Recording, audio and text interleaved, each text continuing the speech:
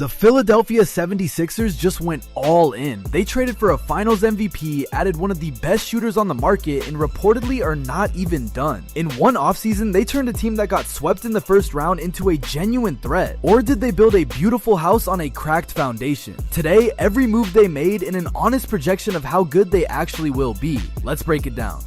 Here's the plan. First, the haul, every player they brought in. Then, the new starting five and how it fits. Then, the catch, the one thing that decides their whole season. And finally, the projection, real numbers, projected wins, and team stats. Numbers are verified, the projection is mine. This is Game is Culture. Quick thing first, if you like team breakdowns that actually project the numbers instead of just vibes, subscribe. Because this win total is going to spark an argument and you will want to be here for it. Start with the haul because Philadelphia did not tinker. They swung and they swung big.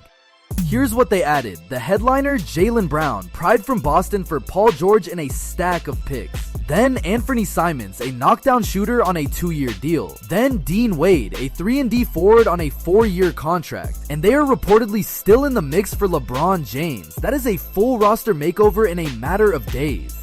The prize is Jaylen Brown, a 2024 Finals MVP, still in his prime, who averaged almost 29 points, 7 rebounds, and 5 assists carrying Boston last year. Philadelphia just added that to a roster that already had 2 stars. On paper, this is a top-heavy monster.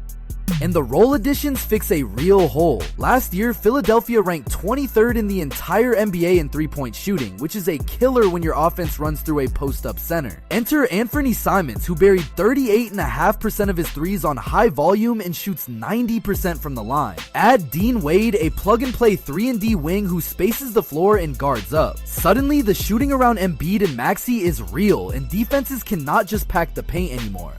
So put it together, what does the new starting five actually look like? Because it is stacked in a way Philadelphia has not been in years. Look at the top of the roster. Tyrese Maxey scored 28 a game. Jaylen Brown also nearly 29. Joel Embiid, when healthy, 27 on elite efficiency. That is 3 players who can each drop 30 on any night, now surrounded by shooting. Very few teams in the league can match that firepower. But there is a wrinkle inside that firepower. Maxey needs the ball. Brown needs the ball. Embiid wants it on the block. 3 high-usage scorers can be a cheat code, or they can trip over each other in the fourth quarter, standing around watching one guy ISO. The good news is the spacing is there, and do not overlook the young piece already in place. VJ Edgecombe, a rising two-way guard who put up 16, 6, and 4 in his first full season, gives them perimeter defense, athleticism, and a future the aging stars on this list do not have. But somebody still has to sacrifice touches. How they share it is the difference between very good and truly special. And then there is the off-court question, the one that has haunted this franchise for years, and it has nothing to do with talent. Health. Joel Embiid played just 38 games last season. When he is on the floor, he is a top 5 player. When he is not, this team has a giant hole in the middle. So the entire projection hinges on one number, how many games their star center actually plays. Everything else is secondary. That is my read, and the last few years back it up. So let's put a real number on it, not vibes, math. Take last year's team, swap in the new pieces, and measure this roster against the actual title contenders. Here's where Philadelphia lands. Start with the profile. Last year, Philadelphia was dead average, a minus 0.2 net rating, 17th in offense and 23rd in 3-point shooting. Now swap Paul George, who gave them just 17 points in 37 games, for Jaylen Brown at nearly 29, and add Simons and Wade shooting. My read, the offense climbs into the top 10, the 3-point number rises toward league average, the defense holds roughly even, and the net rating jumps from 0 to around plus 4.5. Now stack that against the field. Detroit still projects as the East's best, around 58 wins. But my model puts Philadelphia right in the next group, roughly 52, essentially even with the Knicks and Cavaliers, and clearly ahead of the Celtics team that just shipped Brown out. In a wide open East, that is a top 4 seed.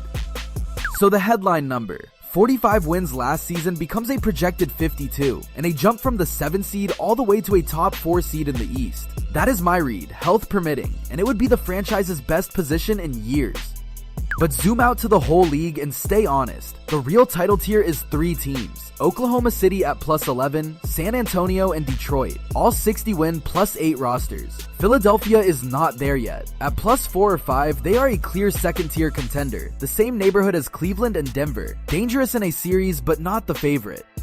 So here is the honest read. On talent, Philadelphia just built a top 5 roster, and in an East where Boston stepped back and only Detroit sits clearly above them, a top 4 seed and around 52 wins is the right call. Could it go wrong? Absolutely. If Embiid breaks down again, 52 can slide toward 40 and another early exit. But if the big man stays upright, this is the team best built to finally challenge Detroit.